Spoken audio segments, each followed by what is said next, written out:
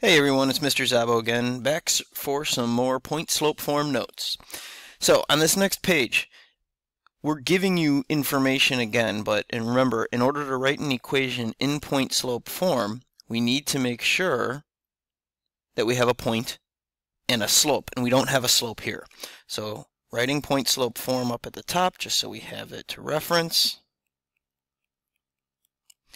I need to have the slope, and I need to have a point, y1 and x1.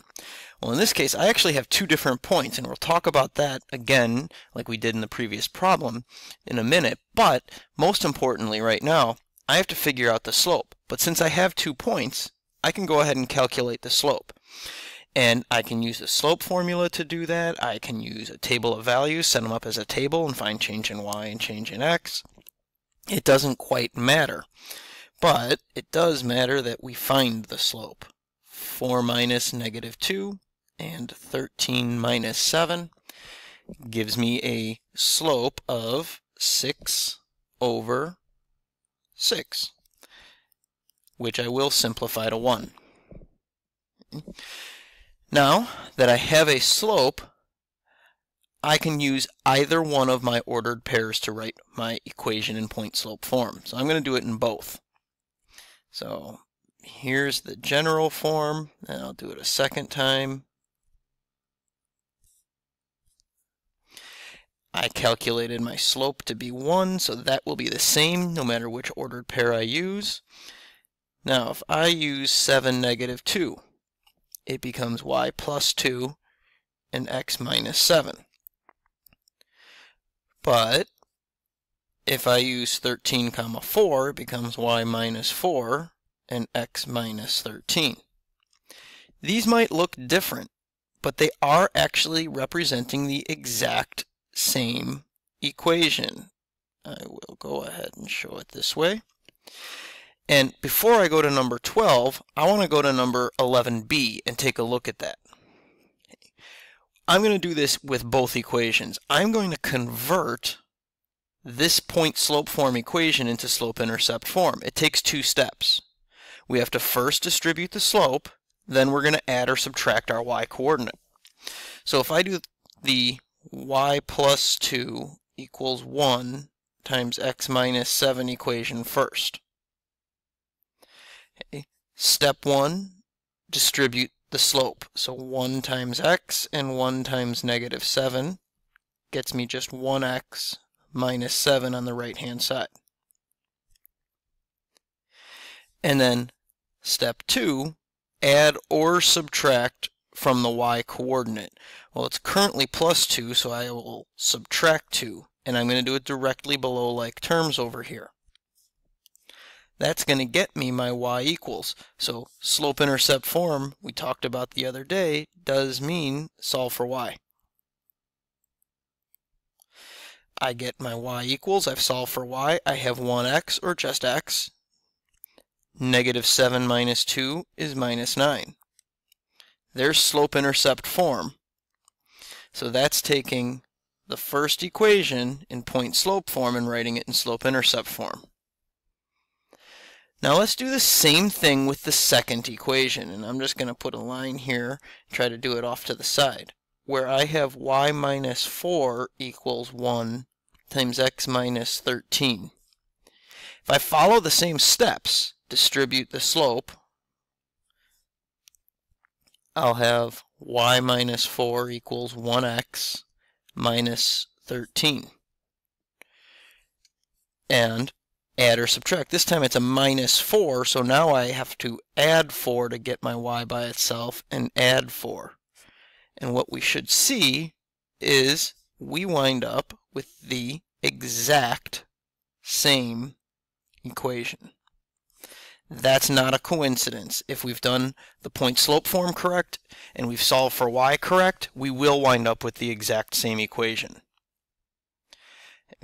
What I want from you guys is try number 12. You don't have to do both equations up for point-slope or solve both equations for slope-intercept. You can choose. Pause and try it. When you are ready, unpause to check your answer. First, let's check point slope form. You do not need both of these. You just need one of these. Slope is negative 1/3, change in y over change in x. If we use the ordered pair negative 3, 5, it's y minus 5 and x plus 3. If we use the ordered pair 6, 2, it's y minus 2 and x minus 6. And then solving for y, both cases we should get negative 1/3 x plus 4. Last but certainly not least is graphing from point slope form. The only difference between graphing from slope-intercept form and graphing from point slope form is where you begin, where you start. When we have slope-intercept form, we always start on the y-intercept. When we have point slope form, we always start at the given point. So we have to recognize what those points are. In this case, since it's y minus y1, my y-coordinate is 3. It's x minus x1. My x-coordinate is 2. That's where I'm going to begin, at 2, 3. Start here. And then identify the slope. The slope is 4, which is positive 4 over positive 1, which means I go up 4, right 1. That's up 4, right 1. Doesn't fit anymore, so my other alternative or option is negative 4 over negative 1. Negative divided by negative is still positive. That's down 4, left 1. Now I keep going. Down 4, left 1. Down 4, left 1. I take out my straight edge, which I don't have on here, but you guys do, and I graph and plot my line all the way through. Okay. Go ahead, press pause, and try number 14. Now, this one was a great example of why we have to see the fact that positive over positive doesn't always help, because when I start at negative 4, 10, I can't go up 1, right 2. But I can go down 1, left 2, and so we have to look at them in both directions. Okay. This next page is just more practice. What I want you to do is go ahead and try 15 and 16. So 15 should be a horizontal line. It was a little tricky, but slope of 0, remember, means you have a 0 rise, but an infinite run. That's a horizontal line. And then in number 16, once again, I could only use negative 5 over 3, not 5 over negative 3. And this is negative just means either numerator or denominator is negative, not both. All right, the rest of this is a review, kind of mixed review. I want you to go ahead and try it, and on pause, I will go ahead and just start going one by one, unpausing to put answers up. Here are the answers to the first two. Undefined slope of a vertical line because the run is 0. You have 0 in the denominator. Horizontal, you have a rise of 0. 0 is in the numerator. Rise over run, it's either down 6, right 4. If you went the opposite, you could have gone up, but then left. It would have been positive over negative. So the negative can be with the 3, the 2, or in front. I use slope formula for b and change in y over change in x. Negative divided by negative is positive. So in part A, gave you the slope, slope-intercept form it asked for. Y-intercept is at 0, negative 2. Part B, we had to calculate the slope, but 0, 6 is my y-intercept. And part C, rise over run for my slope, negative 3 is the y-intercept.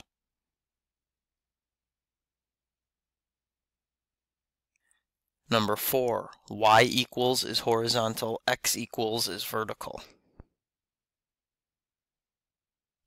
Last, but certainly not least, number 6 and 7, graph from slope-intercept form. Identify slope and y-intercept, start at the y-intercept, rise over run. Graph from point slope form, identify the slope and the point represented. Plot the point and apply your slope from there. That's it for this lesson. Then we will go ahead and have another review day tomorrow before we take our first quiz of the chapter.